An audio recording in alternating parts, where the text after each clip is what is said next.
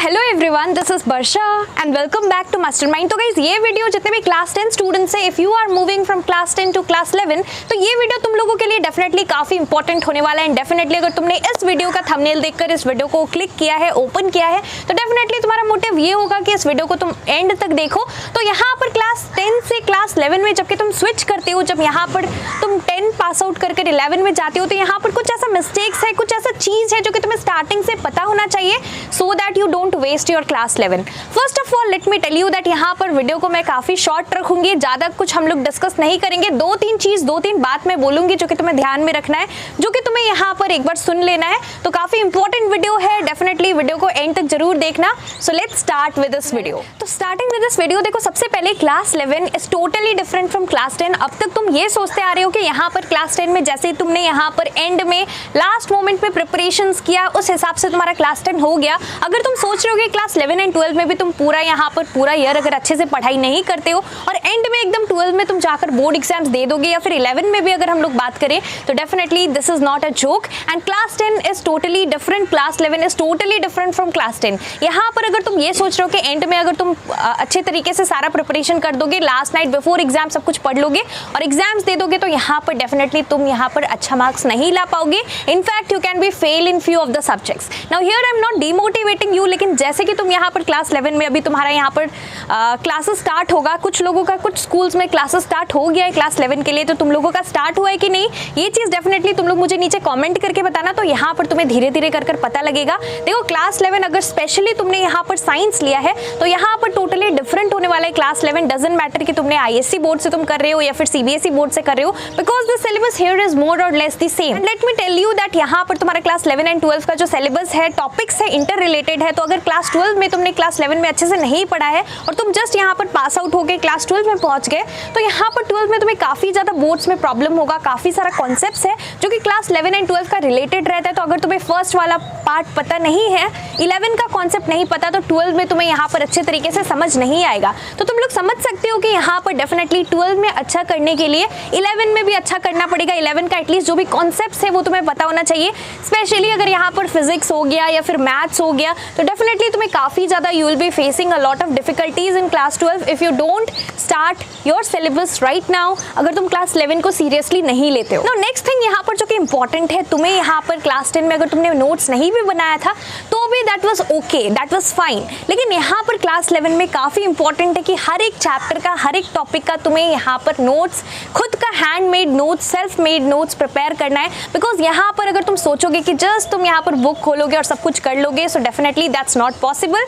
It is really important that you have to make your own notes, chapter wise, topic wise तुम्हें खुद का notes बनाना पड़ेगा, नहीं तो एग्जाम में definitely nothing is going to help you out. यहाँ पर दूसरों का नोट्स भी काम नहीं आएगा। बहुत इंपॉर्टेंट है कि तुम्हें यहाँ पर जो नोट्स तुम प्रिपेयर कर रहे हो, जब भी तुम यहाँ पर देखो, काफी लोग कोचिंग ज्वाइन करते हैं क्लास 11 में।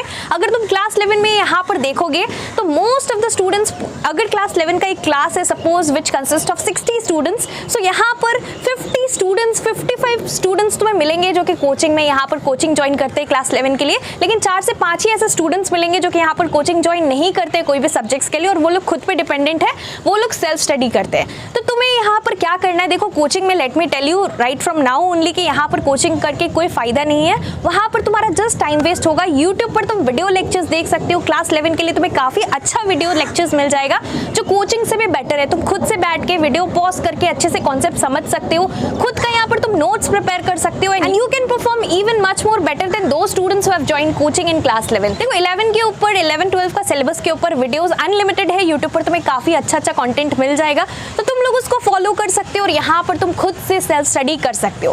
But yes, consistency is important. ऐसा नहीं कि तुम खुद से कर रहे हो तो यहाँ पर तुम डेली बस यहाँ पर कल करते रहोगे। इस तरीके से अगर तुम कंसिस्टेंसी मेंटेन नहीं करते हो तो at last you will be having a burden of huge syllabus, and definitely यहाँ पर there are unlimited number of topics, there are so many chapters, so many topics so many things that you have to cover in class 11। Part 1 रहता है, part 2 रहता है, एक यहाँ पर subject का 2 पार्ट रहता है, वॉल्यूम 1 वॉल्यूम 2। क्लास 10 में इस तरीके से नहीं होता था। येस, लिटरेचर में यहाँ पर तुम्हारा ड्रामा रहता था, देन पोइट्री रहता था, प्रोज रहता था, हिंदी में तुम्हारा यहाँ पर स्टोरीज एंड पोएम्स रहता था। लेकिन यहाँ पर this is totally different and believe me class 10 was nothing in front of class 11। तो काफ़ी इंपॉर्टेंट है तुम्हें ये सारा चीज़ को फॉलो करना है, नोट्स खुद का प्रिपेयर करना है। It is not necessary to join coaching, please do not waste your money. तुम लोग यहाँ पर यूट्यूब से वीडियो लेक्चर्स देख सकते हो, तुम यहाँ पर फ्री में यहाँ पर वीडियो लेक्चर्स देखकर अच्छे तरीके से पढ़ सकते हो, प्रिपेयर कर सकते हो। देखो यहाँ पर नेक्स्ट काफ़ी सारे स्टूडेंट्स का ये डाउट रहता है, ये लास्ट चीज़ है कि यहाँ पर काफ़ी लोग सोचते हैं कि अगर हम क्लास 11 ISC बोर्ड से कंटिन्यू कर रहे हैं, सपोज तुम्हारा यहाँ पर ICSE तुमने 10 तक किया, अब तुम्हारे स्कूल में 11 एंड 12 है, तो तुम यहाँ पर क्लास 11 में जा रहे हो, साइंस ले रहे हो और तुमने यहाँ पर ISC से ही कंटिन्यू किया है। लेकिन यहाँ पर अगर तुमने यहाँ पर PCM भी लिया है या फिर PCB लिया है, PCM लिया है, जो भी तुम्हारा कॉम्बिनेशन हो, तुम लोग सपोज यहाँ पर देना चाहते हो नीट एग्जाम या फिर कोई भी कॉम्पिटिटिव एग्जाम, डेफिनेटली तुम लोग इसके लिए जरूर ट्राई करोगे। Most of the students 90% of the students try करते हैं। तो अगर तुम यहाँ पर डेफिनेटली यहाँ पर कॉम्पिटिटिव एग्जाम्स के लिए प्रिपेयर कर रहे हो, तो उसका यहाँ पर सिलेबस क्या रहता है, क्लास 11 एंड 12 का सिलेबस रहता है। Like for example suppose NEET का एग्जाम्पल ले लो, तो यहाँ पर उसके लिए तुम्हें यहाँ पर क्लास 11 एंड 12 का प्रिपरेशंस करना पड़ता है। वही सिलेबस तुम्हारा क्वेश्चंस आता है वहीं से, वही तुम्हारा सिलेबस रहता है नीट के लिए। तो यहाँ पर काफ़ी इंपॉर्टेंट है कि तुम्हें यहाँ पर तुम लोग ये सोचते हो कि क्या हमें यहाँ पर CBSE का जो NCERT बुक्स है क्या वो फॉलो करना पड़ेगा।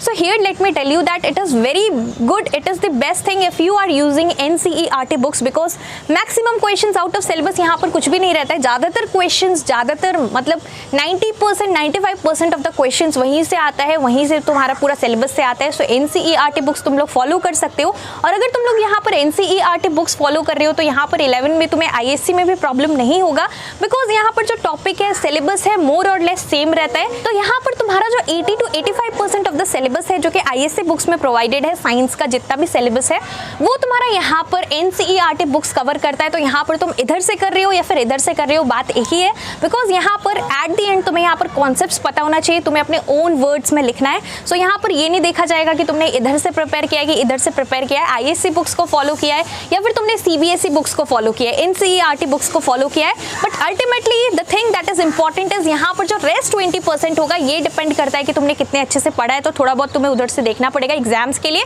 For class 11 and 12। बट यहाँ पर अगर तुम कॉम्पिटिटिव कोई भी एग्जाम्स के लिए प्रिपेयर कर रहे हो, तो यहाँ पर NCERT books will be much better. I hope you are getting it. तो ये सारा कुछ चीज़ है जो कि तुम्हें क्लास 11 में पता होना चाहिए। टोटली डिफरेंट होने वाला है तुम्हारा एक्सपीरियंस क्लास 11 का।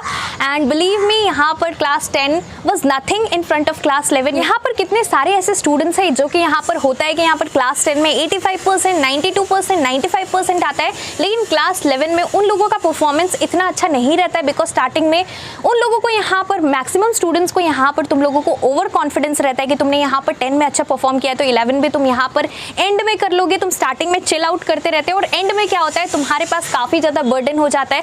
काफ़ी सारा ऐसा कॉन्सेप्ट है जो कि सुनने में क्लास 10 से थोड़ा सिमिलर लगता है, लेकिन यहाँ पर definitely things are totally different, syllabus is different. यहाँ पर तुम्हारा अलग अलग वॉल्यूम्स में बुक यहाँ पर सिलेबस डिस्ट्रीब्यूटेड है, तो डेफिनेटली काफ़ी सारा कॉन्सेप्ट्स है। यूथ सिलेबस है, तो तुम्हें यहाँ पर right from the beginning only अच्छे तरीके से प्रिपरेशन करना है, ताकि तुम यहाँ पर आने वाले बोर्ड एग्जाम्स में क्लास 12 में अच्छा कर सको, क्लास 11 में अच्छा कर सको, और साथ ही साथ जो भी कॉम्पिटिटिव एग्जाम्स के लिए तुम यहाँ पर प्रिपेयर कर रहे हो, you will be able to do that better. So I hope you are getting this. I am not demotivating you here in this video, लेकिन यहाँ पर जो रियलिटी है तुम्हें यहाँ पर पता होना चाहिए। You should be aware of that. यहाँ पर धीरे धीरे कर अभी तुम लोगों को मजाक लग रहा होगा, लेकिन धीरे धीरे कर जबकि तुम ये चीज को फेस करोगे, जबकि तुम यहाँ पर क्लास 11 अच्छे तरीके से यहाँ पर तुम्हारा सभी के लिए स्टार्ट हो जाएगा स्कूल्स में, तुम लोग धीरे धीरे कर 1-2 मंथ्स के लिए यहाँ पर एक्सपीरियंस लोगे, फिर तुम्हें यहाँ पर पता लगेगा। तो ये सारा चीज जो कि मैंने इस वीडियो के अंदर कवर किया, ये सारा चीज तुम्हें पता होना चाहिए अच्छे तरीके से। ये सारा चीज पे थोड़ा सा ध्यान देना। नोट्स काफी इंपॉर्टेंट है, प्रिपेयर करना। कोचिंग यहाँ पर जरूरी नहीं है कि तुम्हें कोचिंग लेना है, it's just a waste of money in class 11। You can just prepare it from the YouTube videos, जो कि तुम्हें काफी सारे अच्छे यहाँ पर चैनल्स मिल जाए जाएंगे जो कि क्लास 11 के लिए तुम लोग यहाँ पर ऑनेस्टली फॉलो कर सकते हो और तुम यहाँ पर खुद का नोट्स प्रिपेयर कर सकते हो। और डेफिनेटली एग्जाम्स में यहाँ पर क्वेश्चंस जिस टाइप से रहता है, स्ट्रेट डायरेक्ट क्वेश्चंस नहीं रहता है, यहाँ पर काफ़ी सारा क्वेश्चंस रहता है। फिजिक्स में काफ़ी सारा डेरिवेशंस आता है, 11 में न्यूमेरिकल्स आता है, काफ़ी सारा चीज़ है जो कि तुम्हें करना पड़ेगा। तो यहाँ पर तुम्हें कॉन्सेप्ट्स के ऊपर फोकस करना है। अगर तुम सोचोगे कि तुम यहाँ पर सब कुछ रट लोगे तो डेफिनेटली दैट्स नॉट पॉसिबल। तो ये सारा चीज़ को फॉलो करना जो भी इस वीडियो के अंदर हमने डिस्कस किया। So that's all for this video. Thank you so much for watching. और क्या यहाँ पर तुम्हारा क्लास 11 स्टार्ट हो गया है, ये चीज़ डेफिनेटली तुम लोग मुझे नीचे कॉमेंट करके बताओ, और कब से स्टार्ट हो रहा है ये चीज़ भी बताना। So that's all for this video. Thank you so much for watching.